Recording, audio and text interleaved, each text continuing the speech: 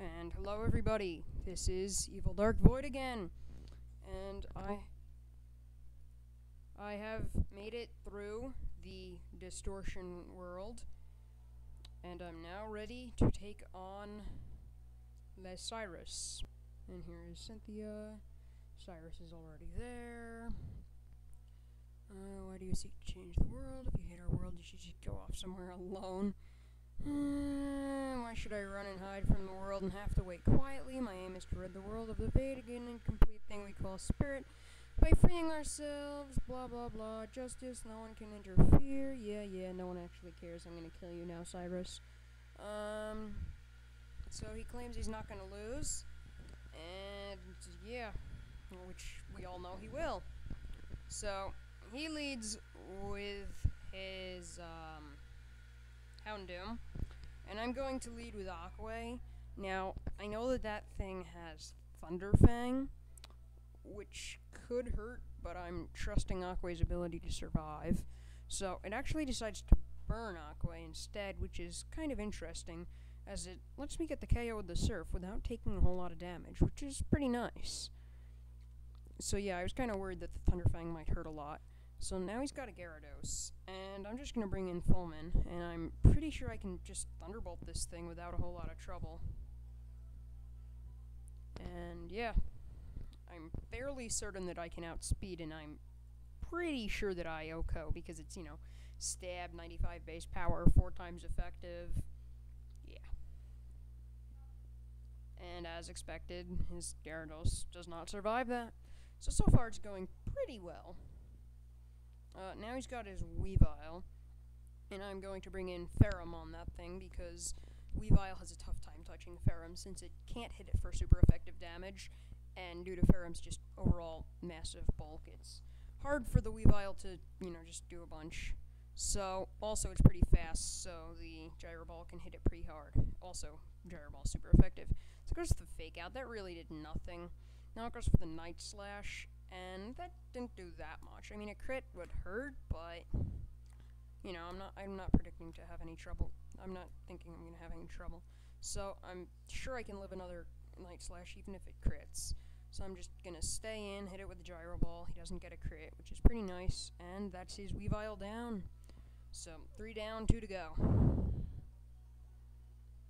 And yep, the next one is Honchkrow, which is a bit of a tricky guy.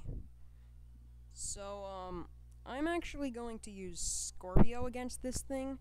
It can hit Ferrum with the Heat Wave, which Ferrum won't appreciate. Yeah, it can hit Rotom with, I believe it's Sucker. It's got a Dark move, which would hurt Ferrum a lot, so. Alright, so I bring in Scorpio, and I'm gonna go for the Ice Fang, which is super effective, but it's unstab and it's pretty low power, so I didn't expect it to kill. But luckily it's a 2-hit KO, and I get the pretty nice flinch hacks, which is really helpful, because it lets me KO with the Honchkrow without having to worry about, you know, getting burnt by Heat Wave or anything. So now there's just one Pokemon left, and Cyrus isn't looking to be much trouble. So here's Crobat, his final guy. Even though Ferrum is kind of low on HP, Ferrum is just a monster. The thing's got Toxic and Cross Poison, which don't affect Ferrum, Confuse Ray, and then Air Slash, which Ferrum resists. So that Crobat really can't hurt this guy a lot, while I can just hit him with the extra sensory back. So he goes for the Air Slash. It really doesn't do very much damage. So even though he does get a flinch, that's a pain, but I'm just going to stay in, hit him with an extra sensory. And, it doesn't KO. I didn't really expect it to. But, you know, whatever. Now I'm just gonna use a Super Potion just to diss him in the face, because a Super Potion is enough to take, like, 3 or 4 hits of Air Slash from that guy.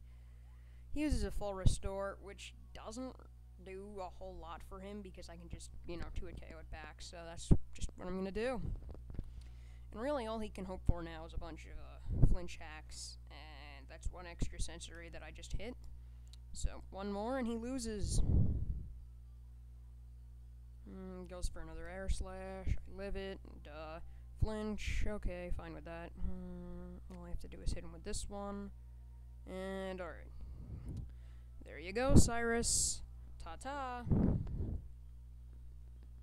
So, yeah, that's really all Cyrus has to do. He loses. Was it all a dream to be swept away by reality? Yes, it was. So he says that if I capture it or defeat it, it will make the world disappear. And upon this world disappearing, Cyrus will then have the power to change our world. So he's basically saying that if I do anything to Giratina, he wins. But it's also not possible to escape here without catching the Giratina. So he's pretty confident that there's no way out of this. But Cynthia is telling us the opposite. And she fully heals them. So Cynthia tells us that Giratina is not the Distortion World, that it is merely an inhabitant, and that it will be able to... The Distortion World will remain, and our world will remain, and they'll all be fine, no matter what I do. So it has merged the Distortion World and our world at Spear Pillar. That's why both are becoming distorted. Isn't the Distortion World kind of already distorted? Whatever. So now I have to either defeat it or capture it. The dimensions of the two worlds will stop intertwining, blah blah blah. And, yep. Here it comes. The namesake of this game. Gi-go-ga-go-guo. Or something like that. It's better than Dialga's Guggia-gua-gua, but whatever. It's, you know, just flying around. And then it tilts. And then random stones appear out of nowhere, just like they have through the entire Distortion World. Giratina flies up, and now I meet it. Le Pokemon of coolness, Giratina. And I'm not going to bother saving, because I am just going to use the Master Ball on this thing. Gigo gago giagwo, or whatever he just said. So there the dude is. And Aquay could pretty much just, you know, take this thing down to low HP with an Ice Beam, and then Bronzong could Hypnosis it, and then I could just start randomly chucking Ultra Balls. But I really don't have a whole lot, because I wasn't thinking I would, you know, so I'm just going to use the Master Ball. Dialga and Palkia have like 10 times the catch rate, so I'm not worried about catching them. Heatran, I don't know, I guess I'll just be better suited to getting him by that point. So, you know, catch the Giratina. Pretty anticlimactic to just use your Master Ball, but whatever. And there you go, that's really all there is to it. And I have Giratina, the Renegade Pokemon, now. So I can just, yeah. I'm not actually sure if I'm going to use this guy or not, so I'm just going to stick him in the box. If I ever decide to use him, I'll nickname him something. And then there's a mysterious hole. Giratina seems to have understood us. That shadowy Pokemon was captured. Okay, you're doing so means this irrational world will remain in existence. Does that make it impossible for me to create a new world? Yes, it does. You fail. And, presence of Pokemon unites us. Yes, Pokemon is the greatest thing. Or is it? Silence. Cyrus does not like us very much.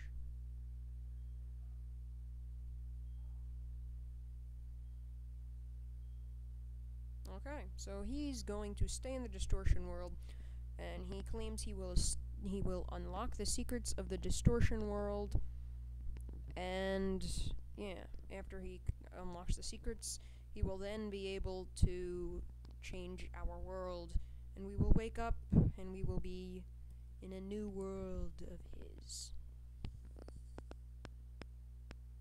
And this place. Blah!